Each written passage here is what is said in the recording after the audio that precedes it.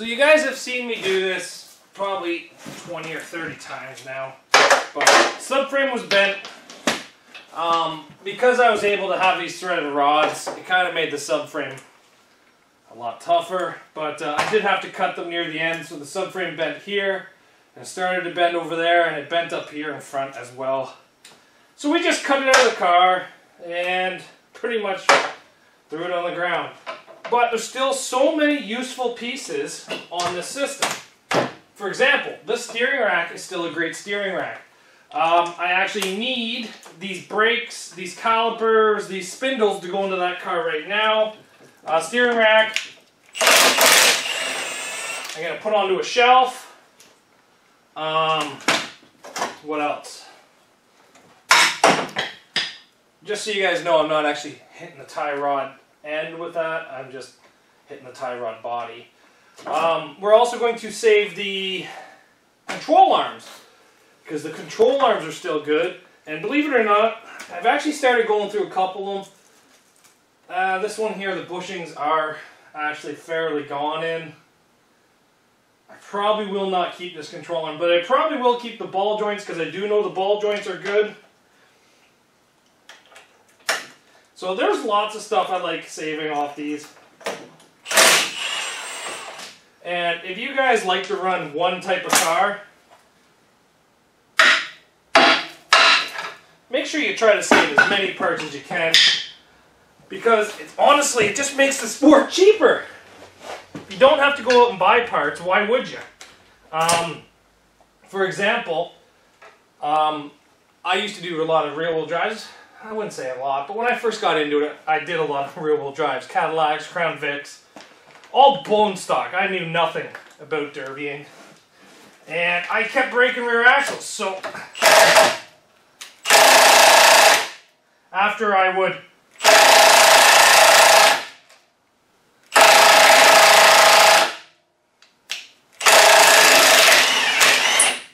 I went out and bought a couple. I started saving them because I actually, when I first got into it, I didn't break any. So I just scrapped the car with a good rear end. But after I broke a couple and had to go to the scrapyard and buy a couple, which is not cheap to buy a whole rear end out of a scrapyard, I started saving them. And believe it or not, I still have a couple saved. Now, they're nothing special. They're actually 100% bone stock, just welded gears. So, still got them though. It's probably been 7 years since I ran a rear-wheel drive that had a stock rear axle. Yeah, these ball joints are still good, so we are going to keep them. I'm going to take these control arms off to take a look, but I'm not sure if I'm going to keep them. The bushings look completely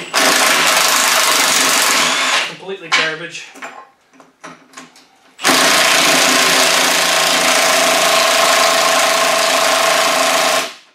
Worst comes to worst, it just makes it lighter to carry to across the snow.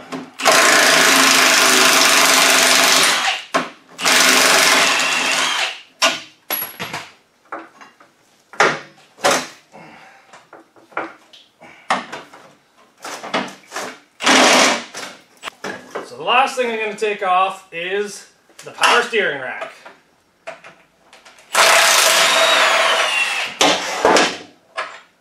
And I'm just going to cut the rubber line, and then this thing can be cut up and put outside in the pasture. The pasture is another tire to camera that's going to scrap.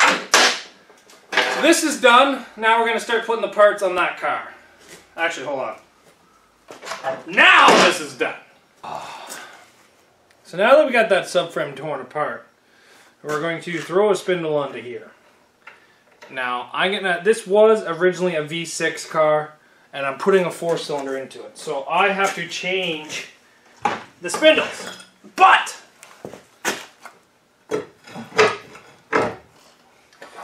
if you were, so changing these spindles, I can run 14s. So V6s, you have to run 15s. 4-cylinders, you can run 14s, unless it's a 2000 or 2001. Because then it comes with 15s. But you can change all that. You can make you can make your V6 run 14s without changing the spindles. All you have to do is change the brakes. It's a pretty common swap. I've been doing it for a while, mostly because all my doubles are 14s. I don't have any doubles that are 15s, so I don't really do the swap.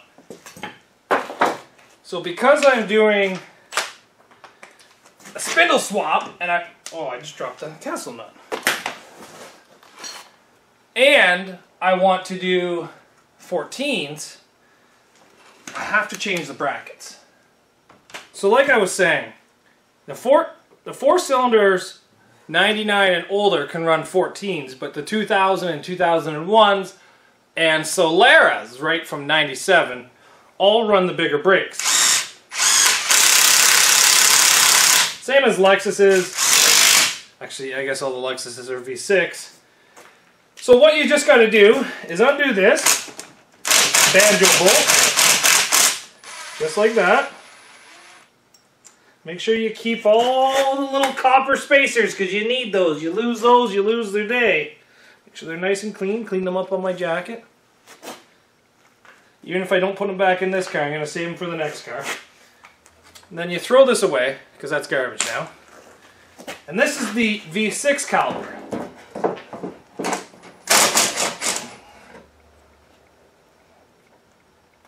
Pull the banjo off. Sorry, the copper clip.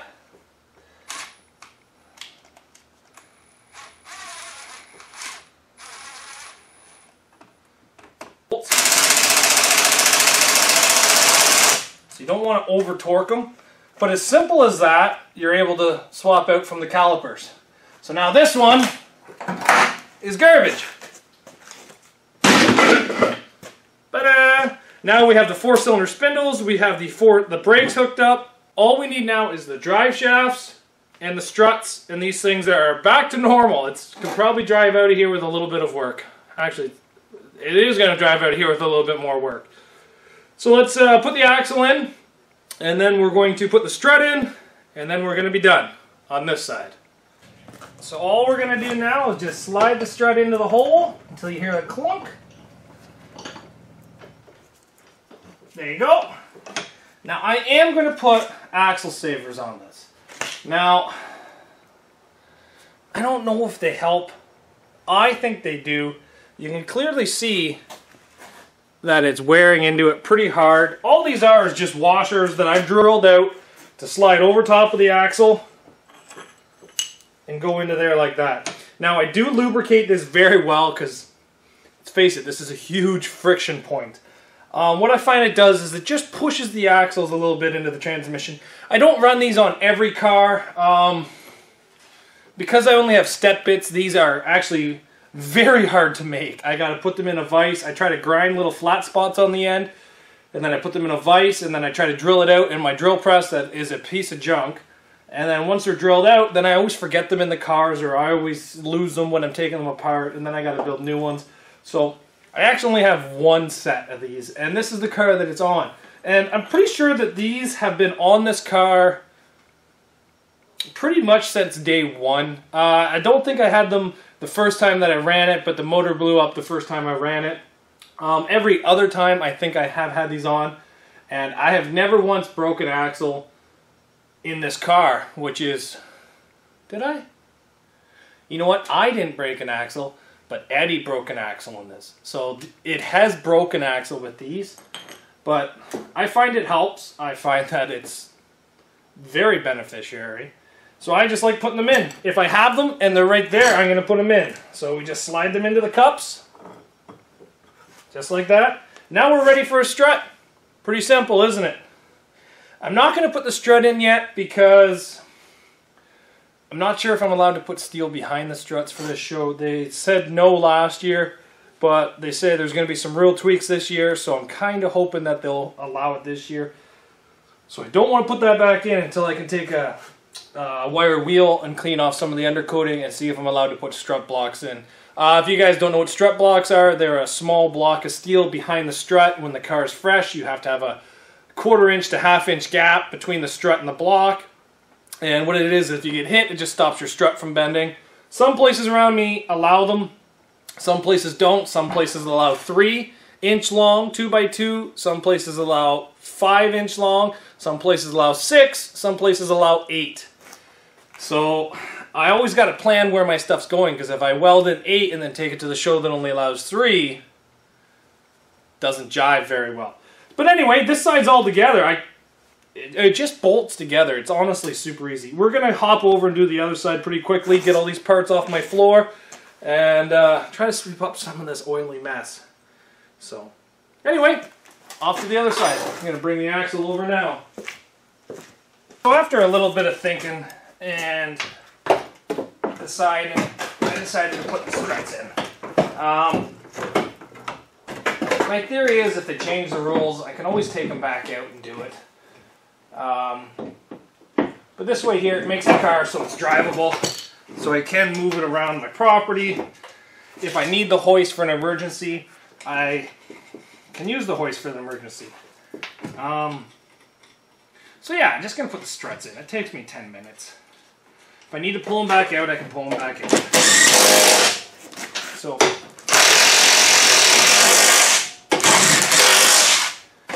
there. Now we're just going to lift it up, put the bottom bolts in, we're good to go. Help clamp it together so you can get that bolt in. So I just take a C-clamp, go around it, and then install the bolt so finely with this hammer. Maybe a little bit more.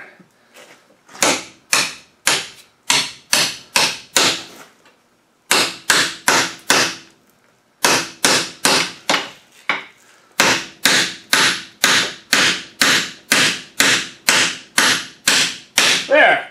Goes together beautifully. Now we're just going to tighten these down.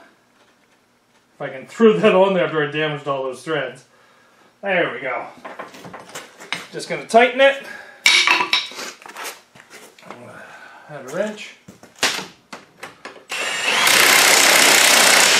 And there you go.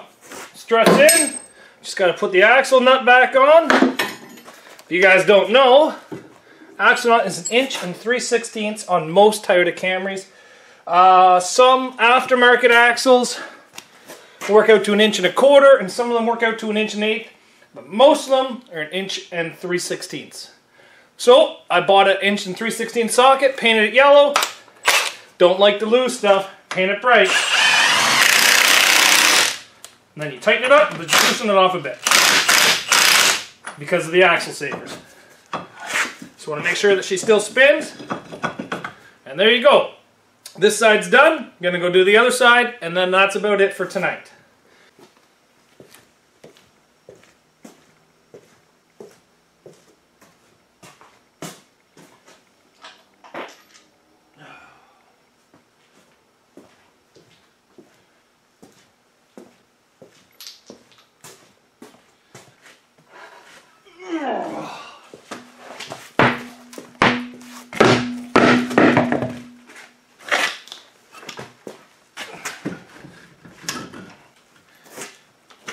Well, I think that was pretty successful. We got all the suspension back on. I got the brakes all hooked up, struts in. I really wasn't planning on putting the struts on yet, but hey, it doesn't hurt. But everything's put back together. We can do a lot more with this car now that we're going to be able to roll it around. So now we can push it ahead. Actually, to be honest, we have to take all the rear brakes off this car. I keep forgetting that the rear tires do not turn. But we got the 4-cylinder engine in, we have the 4-cylinder struts in, we have the, spindles in, we have all the 4-cylinder required steering. Pretty much this is now a 4-cylinder car. What we got to do now is take off the rear tires, get rid of all the brakes, get the back end set up basically to be ready. I'm not sure if I'm going to take everything apart. Sometimes for big shows I like to take everything apart. The back end's very hard to get apart, so if you take it all apart and you lubricate it, if at the show when something does break, it's easier to come apart. It takes quite a bit of time, but honestly, a little bit of prep gets it better. So I might do that for the back end, walk you through what I do to take it all apart. It is a lot of work. You pretty much have to make half the parts in the back glow red with a torch to get them apart. It's ridiculous. We got to take out all the interior, carpet, wiring, trunk still has stuff in it, mirrors, glass, all that stuff's got to come out of this. Still has to take the gas tank out of this as well, so there's still a lot of work to be done to this. But now with the front end half done, with the motor swap and everything, I'm pretty happy that we are off to a pretty good jump at it. Like I said, the rules are not even out for this derby. They put on the internet that they are using a lot of the, pretty much the same rules for 2019, but who knows? I could build my car and then go there and then they'll change something quite drastically and then I'd be way underbuilt. And I hate going places underbuilt. So thanks for watching. Getting some progress done on this. Still much more to do. See you guys back here tomorrow.